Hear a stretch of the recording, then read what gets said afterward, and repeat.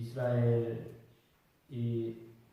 우상 숭배를 하였기 때문에 어떠한 형벌을 받게 될 것인가에 대하여서 말씀하셨던 하나님은 이제 그들이 흩어짐을 당하게 될 것이다 라고 말씀하고 있습니다.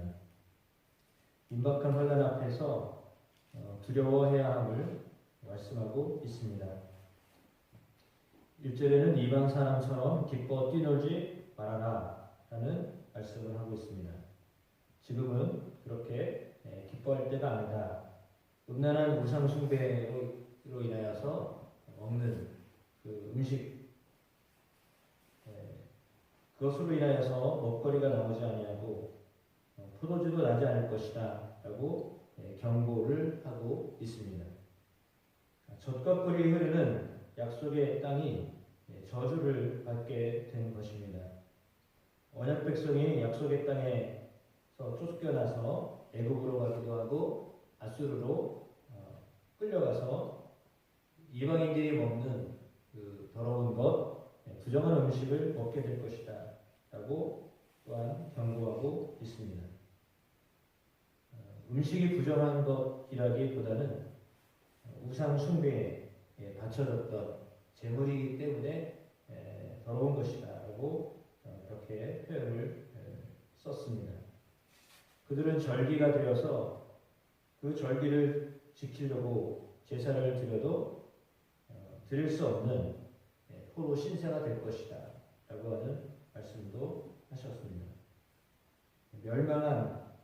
이 멸망은 피할지라도 남은 자들마저 애국으로 포로로 끌려가는 신세를 면하지 못할 것이고 또한 살던 곳은 황폐하게 될 것이다 라고 하는 것이 늘 1절 말씀부터 6절에 나와 있는 이제 이스라엘의 최종적인 모습을 보여주고 있습니다.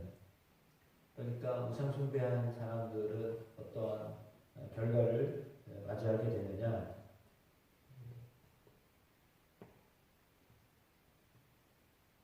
하나님이 기뻐하시지 않는 일을 한 사람들은 결국은 흩어짐을 당하게 될 것이다. 이렇게 말씀을 하고 있습니다. 또한 7절에서 9절에 나와 있는 말씀을 통하여 왜 그렇게 흩어져야만 하는가에 대한 중요한 말씀을 하고 있습니다. 첫 번째로는 7절에 이스라엘이 알지라 선지자가 어리석었고 신에 감동하는 자가 미쳤나니 이는 내 죄악이 많고 내 원한이 크니라 라고 하였습니다. 그러니까 이 선지자들이 하나님의 말씀을 전해야 하는데 그들이 하나님의 말씀을 전하지 않았다라고 하는 것입니다.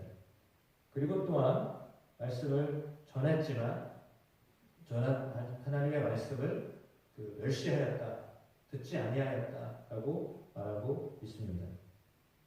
예언을 멸시한 것, 그것이 형벌의 날에 이르게 된 첫 번째 이유다라고 말하고 있습니다. 하나님의 명령을 끝까지 거부했기 때문에 그들은 이스라엘의 고집스러운 태도에 대하여서 그것으로 인하여서 극심한 고통을 당하게 될 것이다 라고 말하고 있는 것입니다. 그리고 하나님이 보내신 그 예언자들을 어리석은 자로 여겼다라고 했습니다. 미친 자로 여겼다. 그래서 배척하였기 때문에 심판이 임할 것인데 그것에 대하여서 호세아를 선지자로 택하여 보내셨습니다. 그러나 이스라엘은 가는 길목마다 덫을 놓은 듯이 그를 대하였습니다. 사사건건 방해하고 발목을 잡았다라고 하는 것입니다. 하나님의 전 안에서도 그들은 선지자에게 원한을 품었습니다.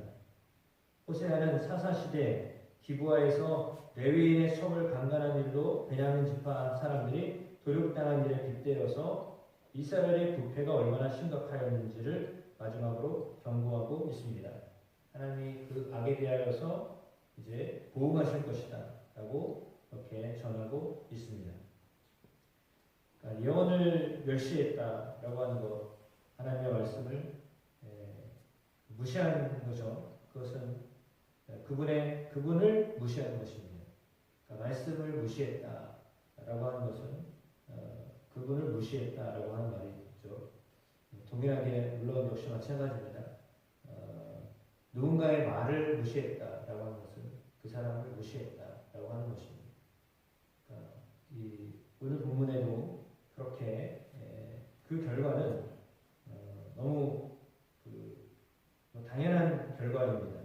흩어짐을 당하고 멸망을 당하게 될 것이다 라고 하는 것인데, 사실 왜 이런 흩어짐을 당하고 멸망을 당하느냐, 그것은 북이스라엘이 하나님을 생각하지 아니하고 자기 자신을 위하여 우상을 숭배했기 때문입니다. 우상 숭배는 다분히 자신을 위해서 하는 것이기 때문이죠. 본인의 어떤 자기 자신, 다시 말하면 사람의 어떤 유익만을 구하고 하나님께 영광을 돌리지 아니할 때, 하나님의 이름을 부르지 아니하고 다른 신을 섬겼을 때, 다른 것을 의지하였을 때 그 결과는 흩어짐을 당하게 된다라고 하는 것입니다. 그리고 또한 그것은 어떻게 하나님이 받아들이셨냐 하면 마치 하나님께 대항한 것으로 받아들이신 것입니다. 그러니까 하나님의 말씀을 무시하는 것을 어떻게 받아들이셨냐? 하나님께 반항하는 것으로 받아들인 거죠. 그러니까 이거는 어떻게 보면 나는 그렇게까지 하지 않았는데 라고 보지만 하나님 입장에서는 이거를 하나님의 마음에 항거한 것처럼 마치 표현을 쓰자면 구테타를 일으킨 것처럼 그렇게 받아들이신 것이다 라고 하는 거죠. 그러니까 받아들이지 않은 것, 말씀을 무시하고 이렇게 하는 것을 하나님은 당신을 거역한 것으로 그렇게 받아들이셨습니다.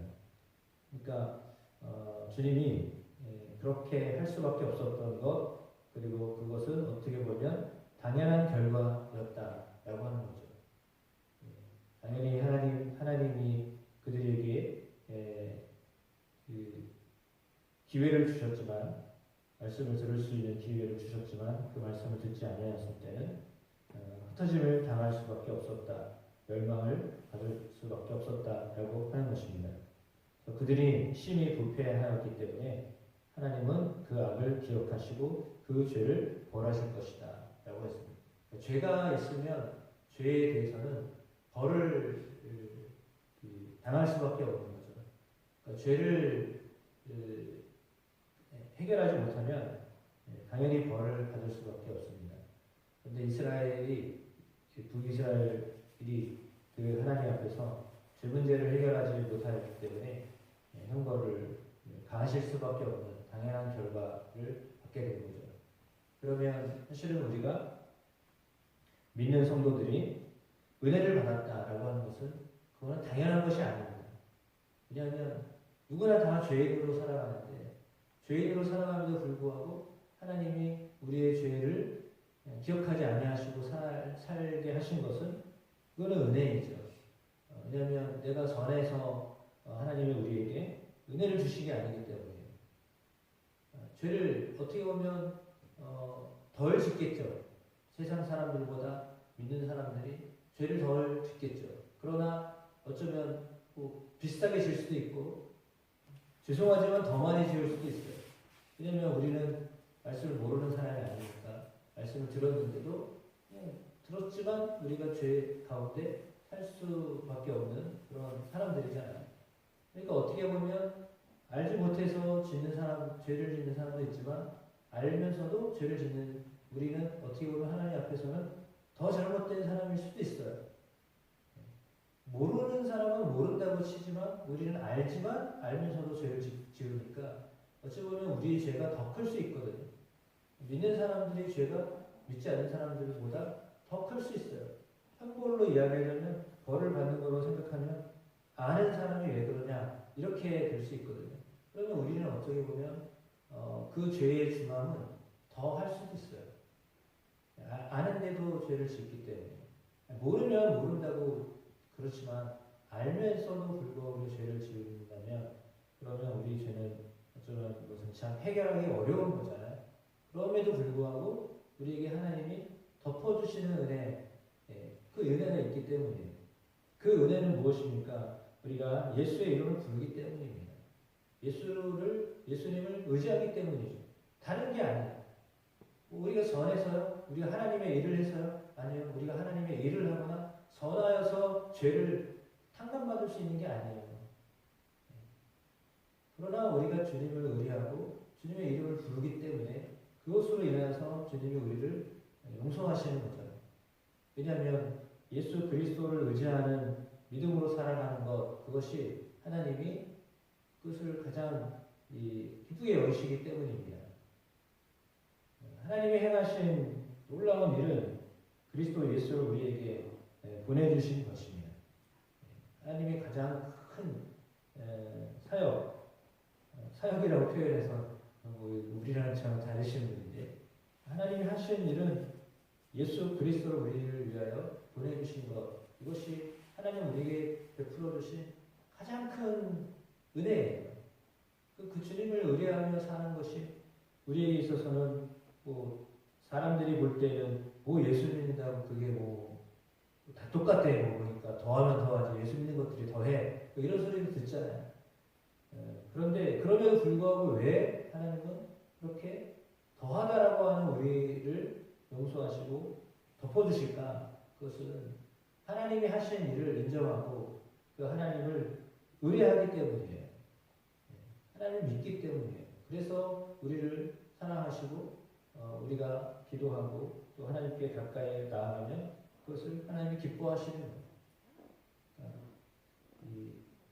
죄가 더 많이 있느냐, 죄가 더 크냐, 사실 하나님께는 의미가 없어요. 왜냐하면 죄가 있다 없다 이게 중요하지, 죄가 크냐 많냐 이거는 중요하지 않거든요. 근데 우리는 생각할 때 저 사람 나보다 더 많은 죄를 지었고 저 사람 나보다 더 못되게 살았고 그러니까 그런 사람이야 라고 우리는 평가하지만 하나님이 보실 때는 똑같은 거예요. 너도 죄 지었지, 너도 죄 지었지. 제가 더 큰 죄를 많이 지었다고? 아니, 어쩌면 너네가 더 죄를 많이 지었는데 이렇게 말하실 수도 있어요. 왜? 우리가 알면도 불구하고 못 사니까, 살 수가 없으니까. 우리 힘으로는 말씀을 알아도 말씀을 지킬 수 있는 능력이 우리가 없으니까요. 그런 거예요. 그렇다면 사실은 물으면 우리가 더 죄인이에요.